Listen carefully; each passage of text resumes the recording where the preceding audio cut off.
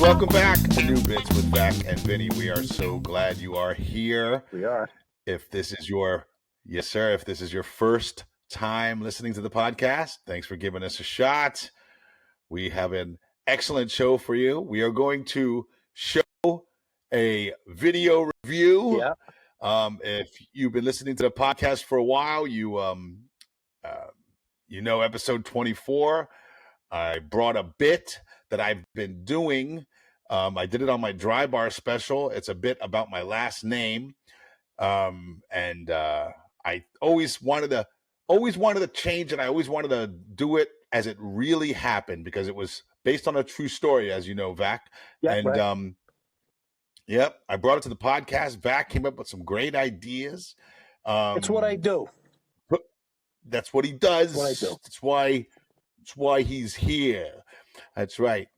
I did it on stage last weekend in Lexington, Kentucky at Comedy Off Broadway. I was fairly pleased, but as Vac and I have said so many times on this podcast, sometimes, even though I've done this bit a number of times, this was a new form of that bit. And as we've said many times on this podcast, it doesn't always come out right the first time. It either comes out to perfection and then you're screwed because it'll never happen again like that. Or it's like a shit show. And you're like, what happened? What happened? What happened? So true. Yeah. It's so true. And that's, it's probably more frustrating, Vac, when it comes out perfect the first time and you get all these laughs and then you're like, all right, I got a new bit. Yeah. And then you do it again, nothing. And then nothing. And then nothing. It's one of the things about what we do that makes it so interesting, makes it thrilling and frustrating. And it's almost like Absolutely. it's like if you go to a club and let's say it's a Thursday through a Sunday and Thursday night just rocks. It just kills. You know the rest of your weekend you're fucked because it'll never be that good. And you're thinking, what a great club. Yeah. Thursday was phenomenal. I can't wait for Saturday. And then Saturday comes, it's date night and she's not laughing or he's like, oh, it's all this crap. And it's almost like the Thursday crowd was just more relaxed and the Saturday crowd was a little too uptight. Sometimes I think we get like that, Sometimes we roll out a bit because we're excited about it, but you're going to do okay. You're going to squeeze it in, and it goes great. And then now you got to think about it. Now it gets in your head. Now you're really thinking about it. How did I say that word? Yeah. How did I say that? As opposed to just letting it flow. Yeah. When you're in your flow that's why taping is... When you're in your flow state, it rolls. Yeah. And when you're not in the flow state, man, because now we get in our heads. Yeah. Oh, if it went that well the first time, the second time's got to be even better. I'll really have it down. Yeah. It's an amazing thing. Yeah. It's an amazing thing. And I've said it before, I can count on one hand the times that a bit came out right the first time and stayed right, Yeah. The rest, they have to age like a wine and you have to do it again and again and again. You got to beat it and shape it. It's like you're sculpting something and it's a lot of fun. Yeah, that's exactly a great way to put it, Vinny. You're sculpting something. Yeah. You think it's done, right? Then you take a step back. Oh, I could maybe maneuver this a little bit. It's exactly the same. That's a great analogy. I'm surprised you came up with it. Yeah. Boom. Oh, you got to chip. Oh. You got to chip it away. You got to chip this away. Chip this away. Oh wait, let me add a little clay here. Blah blah blah blah blah. But it's I don't know. It's an amazing thing. But I got to tell you, man, I love it. I love shaping bits. I love the process. And one of the things that Vac and I have been promising from the very beginning is we were going to be extremely transparent about the process. Just like politicians. So that's right. Right. Transparent. Exactly. We agreed, both him and I, that we were going to show you videos, fly or die. So let's give him a look back. This is from episode 24. I brought it to the podcast, and Vac helped me out with it. This is the reworked version for the first time in front of an audience. Let's take a look at it. My last name's Coppola, ladies and gentlemen. It's spelled Coppola, just like two famous Hollywood directors we know and love, right? Sophia and Francis Ford. They pronounce it Coppola. We pronounce it Coppola. Now, depending on where you are in the world, both ways are correct because it's a very common Italian last name. And if you don't believe me, check out a New York phone book in one of the boroughs. If you can find a phone book. Coppola takes up a lot of pages.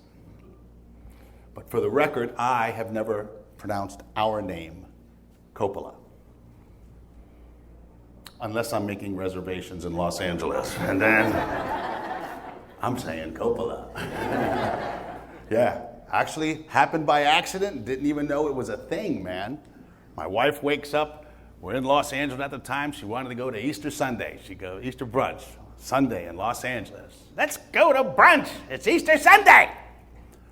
By the way, that's how my wife sounds whenever she suggests something insane. Every other day, completely normal.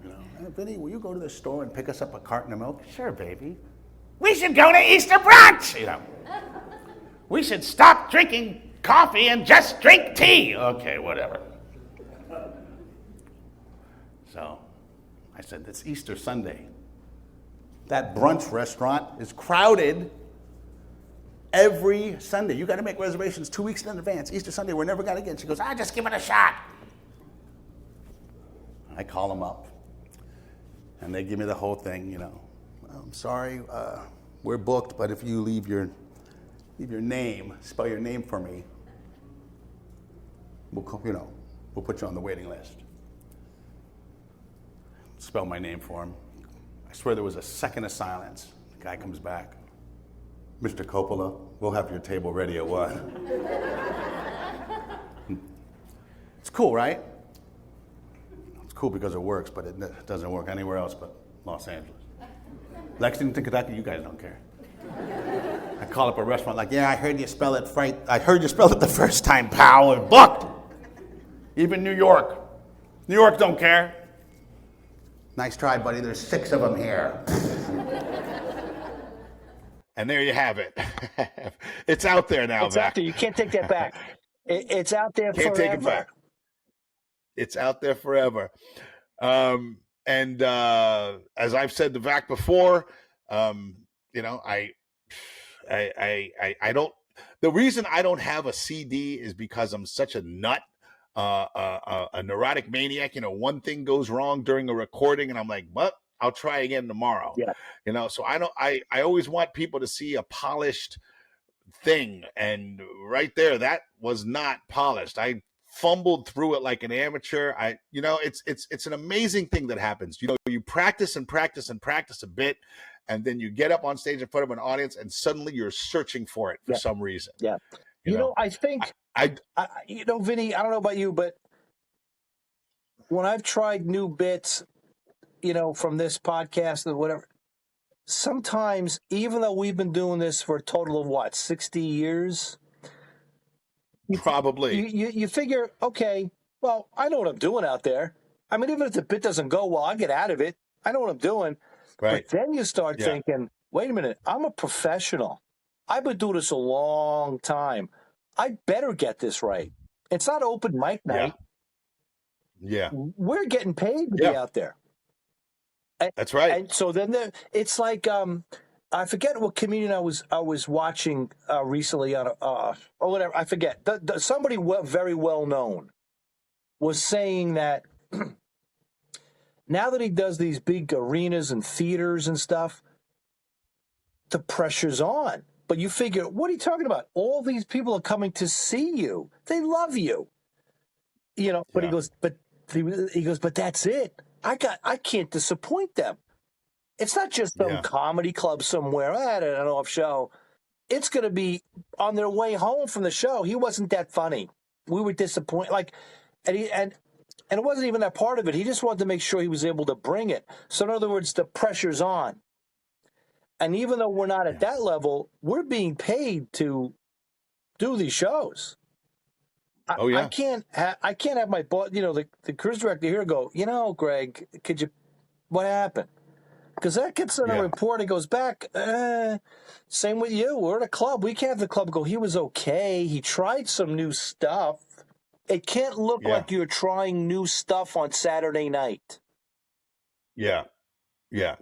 And I see, and I guarantee you, the audience that was watching that performance, and by the way, that was an excellent show. The audience, it was probably just over half full. It was Derby week in Lexington, Kentucky. The Derby. Nobody's going out on Derby week. Everybody is, partying. They're doing Derby parties and stuff like that. So the club was just over half full, maybe. Yeah. And I was getting paid, and it went okay. And the audience wasn't aware that I was fumbling, but I can see every single mistake I made, and but despite all that, I know that's going to be a strong bit. Yeah, I know that because I've like you said, 60 years between us of experience. I've been in that situation so many times. I know what's going to work and what's not going to work. And this bit is going to work. I just have to, be more comfortable with it. Yeah. And the funny thing about, doing a bit for the first time, sometimes you do fumble through it. The next time you do it on stage, it's weird. It's like seared on your brain, it won't be like that. It won't. Right. Yeah. Right. So I'm looking forward to doing it again.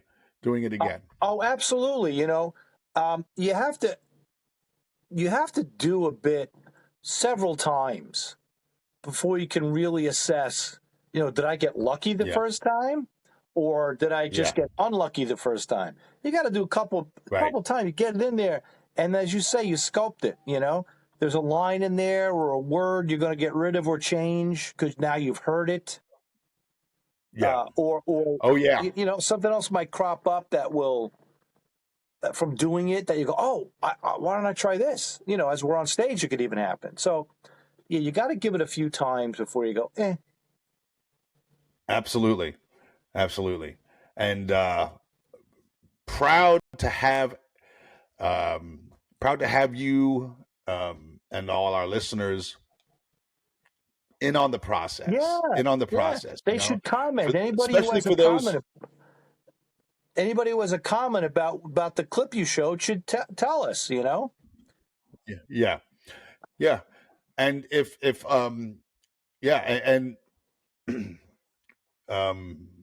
well, I lost what I was going to say. Yeah. We're sucking up to the listeners. You said. Yeah, we were sucking up to the listeners. Yeah. So that's it. That was the first time on stage in front of an audience, and like I said, I wasn't disappointed. I'm the only, it got laughed in the right places. Yeah. My biggest mistake was miswording a couple of things and making a couple of setups clunky, but it got an okay response, and I was happy with it. I was happy. Okay, what you just said there is a really good point about this. You felt some of the setups were clunky. I find that when I try something new, if there's going to be an issue, I'm going to have it with the setup, not the punch so much. I know. I don't know if that makes sense. So true. But it makes 100% sense. Like I've done the bit a few times with my ex-wife had vertigo, and the setup was the issue. It was she had vertigo. Do you guys know what that is? People get this. Yeah, we know. Okay, maybe some people. It was I getting too babbly with it, or was I not explaining it enough. Like you don't know. You want to give the audience credit, but maybe don't give them all too much credit. And so I find that the setups can be a little bit of a problem as opposed to the punchline.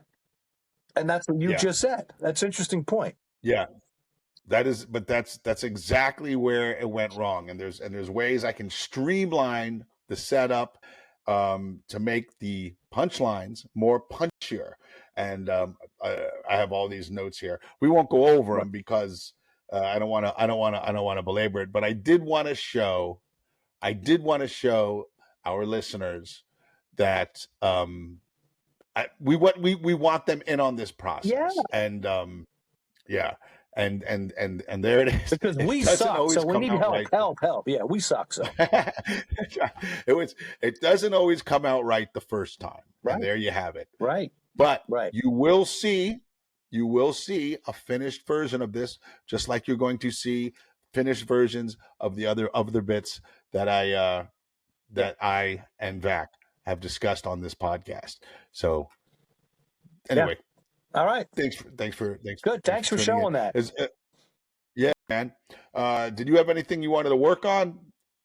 I've had this one idea, and I don't know if it's. I don't know. Well, I'll tell you. We'll see. That's what this is, right? Okay. So, okay. I talk about in my act, that I'm divorced and all that, and I try to point out that we've discussed it. We point out why, and I'm dating now that I'm older and all that kind of stuff. By the way, the dating older stuff, I got to send that. I have that. That's been working pretty well with dating the nun and all that. Oh, I love it. It's my fault that I haven't sent you at least an audio recording of that. I should do that tonight. Anyway. Okay. My ex-wife is actually, there's two ideas. Highly intelligent. She's highly intelligent, and she's an accountant, but she's also a hillbilly. So, so I'm going to write down. I've always wanted to do, a thing about how women look at math differently than men do. And one day she came home with all these packages, and she's like, I'm exaggerating it here a little bit, obviously, for artistic license. She goes, honey, I just saved us $500. I'm like, what? How'd you save us $500? Well, I put all these clothes at 50% off. So in other words, in her mind, she could have spent $1,000, but she only spent $500. Yeah. So she saved $500. Every man who's listening to this she just spent $500. But every woman's listening going, she did a good job. She saved $500. Right. Yeah. I don't know if that's the bit. I don't know if there's a bit there. Yeah. Oh, my gosh. That definitely feels like there's a bit there. I mean, maybe that's enough. Maybe that's enough to go, let me just point out one thing. Lady, we look at math differently than men do. It's like it goes back to the bit we went over about how women can find anything that's right up in front of their face, and men, we can't see it. And there's a scientific reason for it. But I think men and women look at numbers differently. Oh, 100%. 100%. But she's an accountant, so she doesn't mess around with numbers. She's smart. Like, she knows how to do it. But yeah.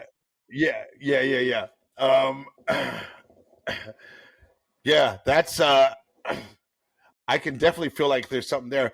It feels like it's one of those things that would need more analogies. And I'm racking my brain trying to come up with situations that I've been in where a girl, rather a woman, I was dating, presented some kind of screwed up math to me, and I'm like, what are you talking about? That's not right. That's not right. Yeah.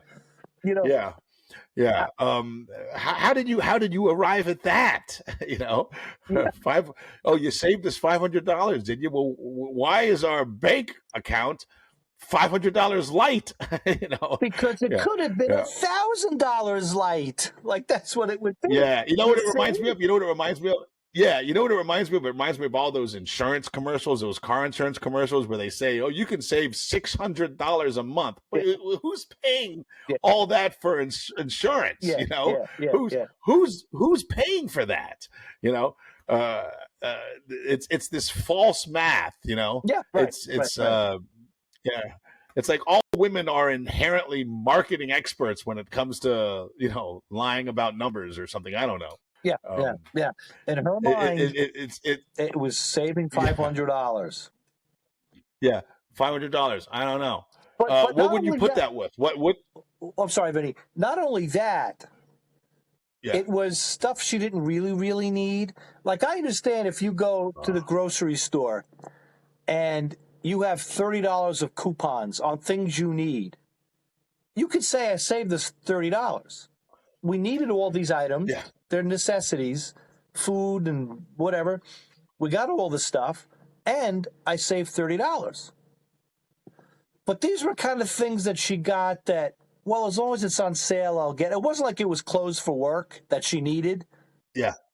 If Yeah. she needed Yeah. those clothes for work, I get it. She really Yeah. didn't Yeah. need 5 pairs of the same shoes in 5 different colors. Do you know what I mean? Right. Like, Yeah. like, Oh yeah. Yeah. Yeah. Yeah.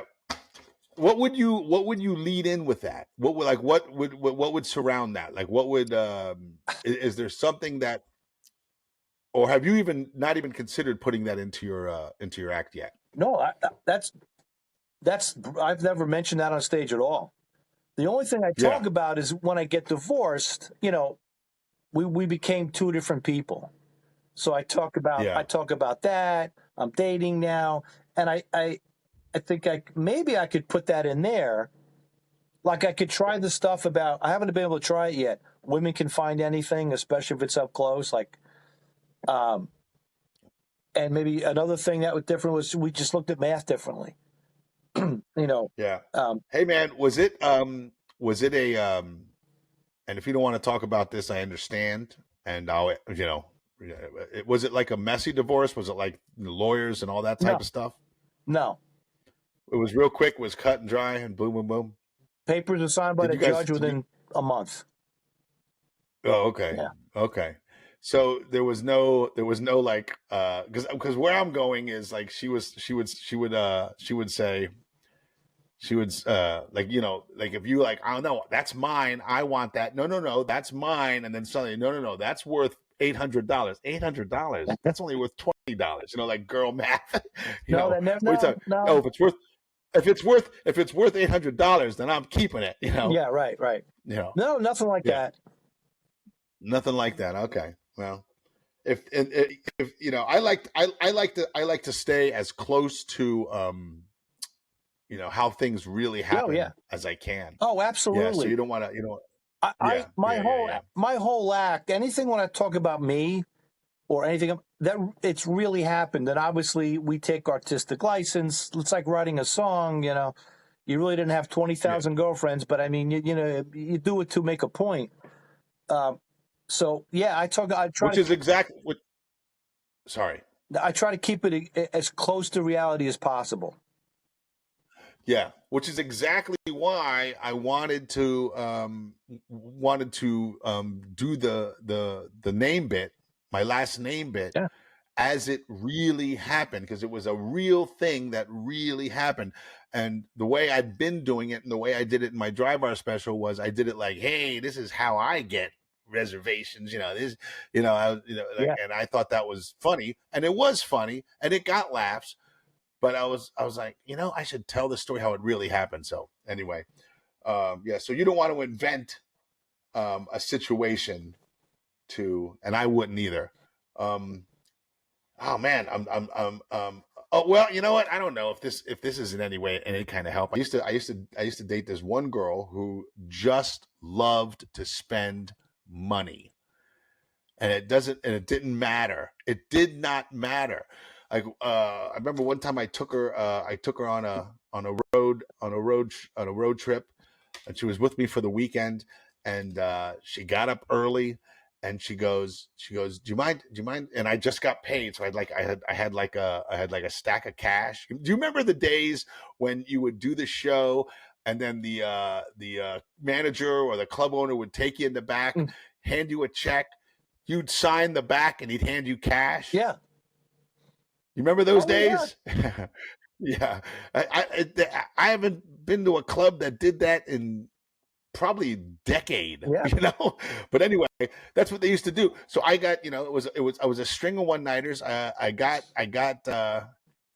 had this big stack of cash, and she goes, you mind if I woke up early. She goes, you mind if I take the car and go to Walmart?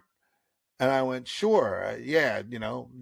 Take it easy. Yeah. I mean, she came back with a carload of just, oh, I saw this was on sale. It was detergent and just silly things like, oh, here's a rake, just dumb things that she's just pushing a cart through Walmart and just putting them it didn't care, just did not care, just wanted to spend money. Yeah, yeah. I don't know if that can. She wasn't like that. Is it a thing that women, is it the thing about women, they just want to spend money? Yeah. Yeah. My ex was not like that. No. Thank God. No. Yeah. This girl was short-lived. Yeah, you gotta blow that one away, man. Bye-bye. I was amazed at the useless junk that she brought into the hotel room. I'm like, what did you get? Why? I worked my ass off for this month. I only spent $30. Why? We don't need. Now we got to drive around with this for 2 days. Yeah, that's the other thing. Yeah. Taking up space in the car. Yeah. So I don't know if there's anything to this, or just if I could just weave it in as part of one of the things that we differed on. I got to tell you, Vac, there's definitely something here, right? I can feel it. I can't come up with. It feels like it's one of those things where you need like a boom, boom, boom. Yeah, it's like a coming. You know what I'm saying? Yes. Come in threes. Yeah. And that's like saying it's like the insurance thing. It's like those insurance companies that they always claim that you're going to save this much if you switch insurance companies. How is that possible? What do you? Where is that money? Where if I switch? So you're saying if I switch insurance companies, suddenly I'm going to have that in my bank account? Yeah. Oh, you mean to tell me that now that you went to the store and you're talking to your ex-wife and you went to the store, now we got that money in their bank account because it looks $500 light to me. Yeah. You didn't save money, you spent less. Yeah. Right? I mean, maybe it's not about math. Maybe it's about maybe it's English. Yeah, what I was gonna say, what's the word? Is vernacular what I'm trying to say, or is it? Okay. It's women. They have a different way of talking. They have a different vernacular than us. To them, spending $500 for things that were 50% off is saving money. Maybe it's it's okay to do. It's okay to do as long as you're saving money. It's okay. Yeah. Okay. You're right though. There's got to be an analogy thing. Saying you spent $500. It feels like it's got to be 1, 2, 3. Yeah, saying you spent $500 and you claim to have saved $500 is like. Boom. There you go. Right. There you go. Yeah. That's, to a man, that's like saying, what? Like, that's the thing. Yeah. Saying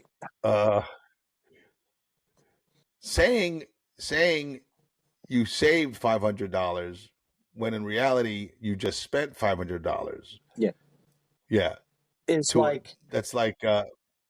to a man, that's tough but I can feel it there. It's on the tip of my tongue, tip of my brain. It's right there. There's something there. Yeah, so I think you're right, buddy. I think it needs an analogy. Yeah, I don't know if it's a joke or a bit or just an observation. Could be a throwaway line. It could be a throwaway line, but it's something. It's something that all couples are going to instantly relate to. Okay. Everybody's been there. Everybody's been there. Whether it's been a situation like I had where somebody just wanted to buy junk, or somebody saved 50% off on all these items. Yeah, that's tough, man. I don't know, because oh man. It's here we are on this podcast where the whole premise of this podcast is we write new bits, but I'm coming up short here on that one. But I do know this. I do know that it definitely needs an analogy, and it's probably maybe not a bit, but it's definitely a funny line that would be great in your show. Yeah, and go along with the I don't know. You do a lot of stuff about dating and about your ex-wife, so probably anywhere, but